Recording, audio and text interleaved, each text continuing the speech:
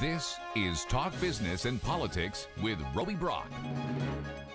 I'm Roby Brock. Welcome to Talk Business and Politics Daily. It's Monday, August 8th. Let's check out today's top stories. Walmart is expediting its move into e-commerce and its pursuit of Amazon.com with a $3.3 billion deal to acquire New Jersey-based Jet.com. Walmart's acquisition of the pure-play online retailer is expected to close this year. The deal calls for a $3 billion cash payment and $300 million in Walmart shares paid over time as part of the transaction. Analysts say the move makes a lot of sense for Walmart, as Talk Business and Politics' Kim Souza explains. Analysts largely applaud this deal because they say it does a couple of things for Walmart. It does advance Walmart's shopper base with millennials and urban shoppers. I believe Jet.com has something like 400,000 subscribers and it fills 25,000 orders a day. Walmart is woefully behind Amazon in terms of market share of e-commerce. And while Jet.com won't even the score between the two, analysts do say that with Walmart's acquisition of Jet and the talent that it's acquiring with Jet, predominantly Mark Lohr, the founder of Jet, that this could be eventually become a two-man game between Walmart and Amazon, and that's perhaps what they're shooting for. Springdale-based Tyson Foods reporting third quarter net income of $484 million on total sales of $9.4 billion. 1 year ago, the food giant reported profits of $343 million on sales of more than $10 billion. While profitability rose 41%, earnings per share jumped by an even higher margin of 51%. Tyson reporting improved performance across all of its business segments. Today, Arkansas State University launched its osteopathic medicine program, the first of its kind in the state, and only the second medical school in Arkansas. The school has been approved to accept about 115 students per year and will be allowed to carry a maximum of 460 students total. Osteopathic medicine physicians have the same accreditations and have to meet the same licensing requirements as traditional medical doctors. The difference is that they use hand techniques to diagnose illness and injury. After 72 years of ownership, the Whit Stevens family is selling Fort Smith-based Arkansas-Oklahoma Gas Corporation to Summit Utilities, a company founded in 1996 that has operations in Colorado and Missouri and is in the process of expanding into Maine. Terms of the deal were not disclosed. AOG has around 60,000 natural gas taps in western Arkansas and eastern Oklahoma. And those are your top stories of the day. You can check out a full read on those articles and much more at our website at talkbusiness.net. After the break, we talk politics with John Brummett of the Arkansas Democrat-Gazette. We'll go inside the numbers for a look at the latest from Northwest Arkansas. Plus, Talk Business and Politics analyst Dustin McDaniel and Sarah Huckabee Sanders play presidential headline grab bag. We're back after this. First Security is here. Only here. So that means we're here, here, and here. Even here. And definitely here. Because here is where we want to be for you. First Security Bank, only in Arkansas. Arkansas's most abundant natural resource provides the core asset for Deltic Timber Corporation. In addition to the sustainable yield stewardship of its well-stocked timberlands, Deltic adds value by integrating its efficient wood products manufacturing facilities, as well as through planned development of commercial and residential real estate. Deltic Timber Corporation, creating value for a growing Arkansas.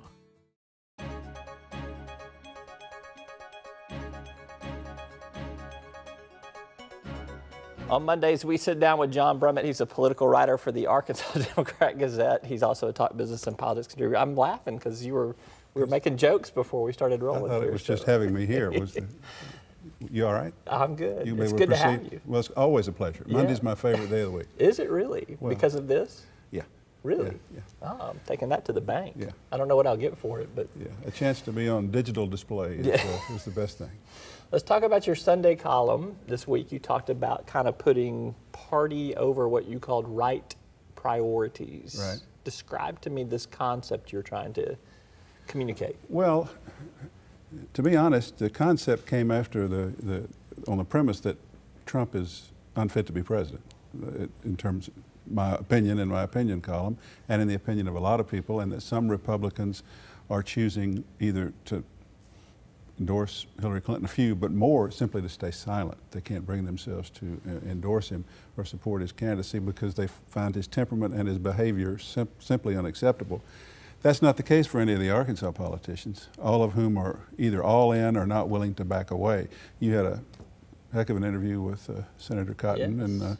and trying to get him to, I don't know, trying to get him to be more forthcoming about how he really feels about Mr. Trump, and he was gave him a lot of opportunities and he did not avail himself of many right. of them. My point is that we have a choice here, I think, in which a partisan vote doesn't serve the country well.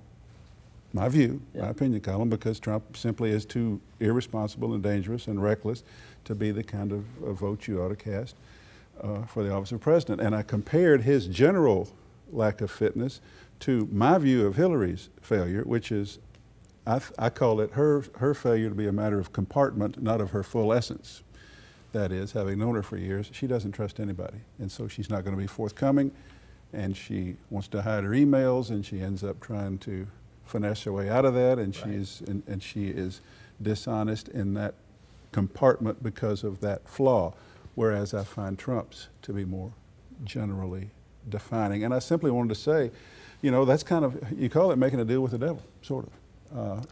And that's sort of the conclusion I came to. But I'll say this, Arkansas Republicans, I don't think can afford to back away from Trump politically, because I think that rascal is about as far ahead in Arkansas as Romney was over Obama. He's a little bit behind from our latest polling, close. but still, he's more popular than Hillary Clinton is. I just saw an Oklahoma poll in which has him up 25, and Arkansas wants to be Oklahoma when we grow up. That's what we want to be, as right-wing as Oklahoma. I bet we're some increment of that, less because Hillary did spend some time here, and we're not quite as red as Oklahoma, but getting close. Your contention is if Arkansas was more of a purple state, we would see more moderation from these Republican officials, that they would be hedging a little bit more? Because I'm just assuming, and more than assuming, I'm observing that, well, I'm reporting.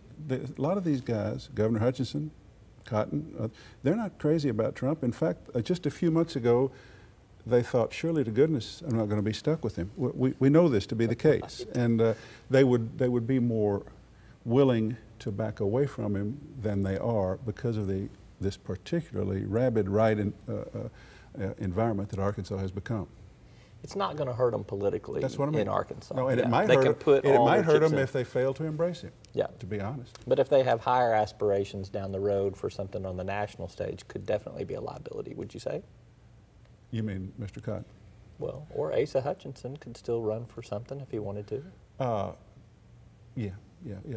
There's a political reason for their not backing away from Trump. But I think as a matter of, I just think this is a moment that people are going to have to answer for one of these years. I mean, did you really support this guy to be president of the United States? But some Republicans feel as adamant about Hillary Clinton being completely unacceptable and that's unpalatable. a conversation I tried to have in the column. In fact, at one point in there, I said, let's have the conversation you conservatives are having in your heads right now. I mean, what's the difference?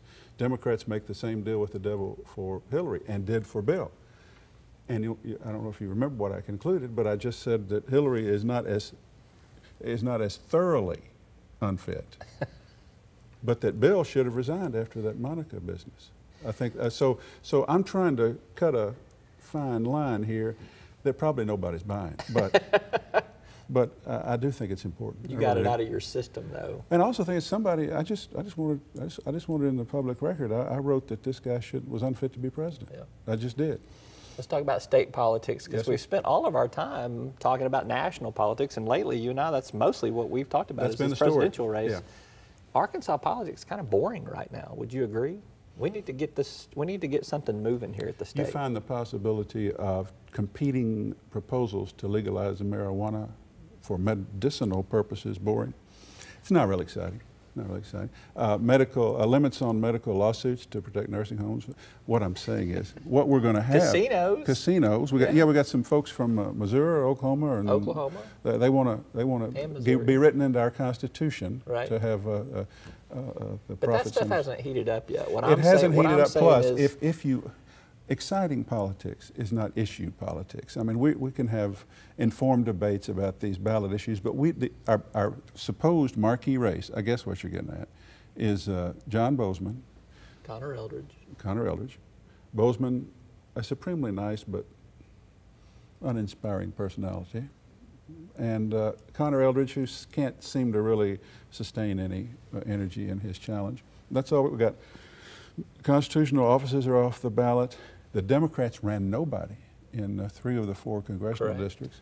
So, and all I hear from Democrats is they're going to take all this money they made when Bill Clinton was here for their big fundraiser, and they're really going for legislative seats.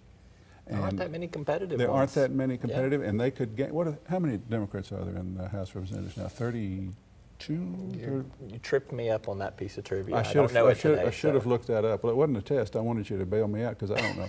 But they're not going to gain enough to make a significant difference, if any. So yeah, it's.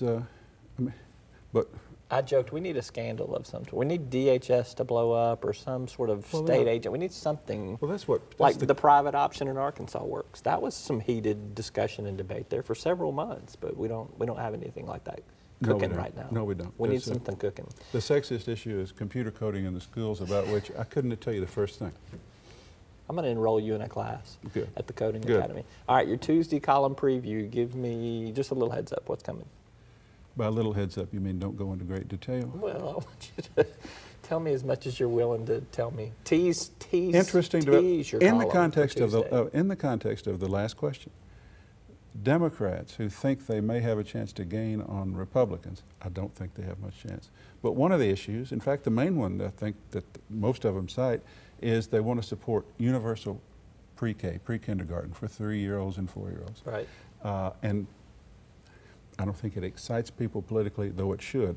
But over the weekend, the Republican convention meeting in Springdale stripped a simple reference to supporting the concept of moving to universal access for pre-K and public funding of those who need it. Took it out because a couple of delegates said this is beginning to look like a mandate, and that's how kindergarten got mandated. Actually, kindergarten and public school are not mandated. You can stay home in Arkansas. So they were wrong on the facts. But that's a potential issue, but I sort of use it tomorrow to talk about how pre-K is not a liberal concept exclusively like it used to be. Conservative economists, many who have worked for the Federal Reserve, have done studies about how can we best invest public money and realize a great rate of return. They say the best thing is to have good pre-K programs for kids 3 and 4 who are poor, because the chance of having them do better in school, get a job, contribute to the economy, offsets the cost of incarceration, criminal prosecution, remediation, and all the imprisonment, all the bad things that can happen. Some guy in the Federal Reserve in Minneapolis says you can return $17 for every $1 you spend. That's a lot of return on investment there. Well, it's better than you're going to get. Sound like you're running for president or something. No, I'm just trying to tell you what my column is for tomorrow, which was the question. Don't spoil it any further. Well, sorry, I won't burden you with any more of my wisdom. All right. John Brummett with the Arkansas Democrat Gazette. Right. You can catch him daily in the Arkansas Democrat Gazette and online at arkansasonline.com. Follow his Twitter feed too, at John Brummett. It's good for some analysis and some occasional snark. A little bit of snark, yeah. After the break, we're going to go inside the numbers for a look at some dollar figures impacting Northwest Arkansas. This is Talk Business and Politics Daily. Each day, the promise of our nation begins again. Arkansas and America moving forward. I help make that promise a reality. It's not for everyone, but people everywhere depend on us. Oh, I love you too, sweetie. Trucking delivers, or everything stops. And that's what drives me. I did. Power in knowledge. On a regular basis, we like to crawl through the numbers we're reporting on at our website, talkbusiness.net, and share them with you. Could they impact your pocketbook, your stock portfolio, or your company's bottom line? Well, today we turn our attention to Northwest Arkansas and go inside the numbers for a closer look. Our first number, $70 million. Arkansas Children's Hospital has officially launched a $70 million capital building campaign for their new specialty hospital under construction in Springdale. The campaign's called Care Close to Home. It's already garnered $53 million in funding pledges from families and businesses in the Northwest Arkansas area. That just leaves $17 million to close out the campaign. They had a big fundraising gala on Friday night, by the way. $1.377 billion. We reported earlier on Tyson Foods' stellar third quarter profits of $484 million, but $1.377 billion, that's the total year-to-date profits for the Springdale-based food giant. Now, with a quarter to go in their fiscal year, it looks like Tyson will miss the $2 billion profit mark, but they're not going to be too far from it. Tyson Foods clicking on all cylinders. $3.3 billion, as we reported earlier. Also, Walmart expediting its move into e-commerce and its pursuit of Amazon with a $3.3 billion deal to acquire New Jersey-based Jet.com. Deal's expected to close this year, and according to Walmart, it's going to pay $3 billion in cash over time and $300 million in Walmart shares as part of the transaction. You can keep up with stories like these in real time with our daily reporting at our website at talkbusiness.net. Quick break and we're back to play headline grab bag with Talk Business and Politics analyst Dustin McDaniel and Sarah Huckabee Sanders. He's with Hillary, she's for Donald. I'm for just getting them together to duke it out. We're back after this. Circuits turn on the lights by making a connection, by closing the loop. At Entergy, we believe our economy is circular too. What you put in comes back. So we invest billions in new infrastructure, which helps attract new industry, which helps create new jobs. We partner with local communities to electrify the economy. And together, we power life. Entergy. You've likely heard of the Great Arkansas Treasure Hunt. In fact, you or your business may have property to claim in the hunt. But where does this treasure come from? Businesses like yours. The law calls it unclaimed property.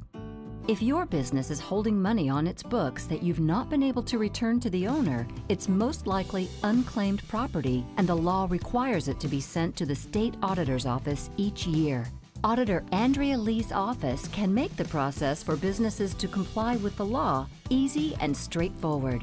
Help us help you return Arkansans' unclaimed property at auditor.ar.gov.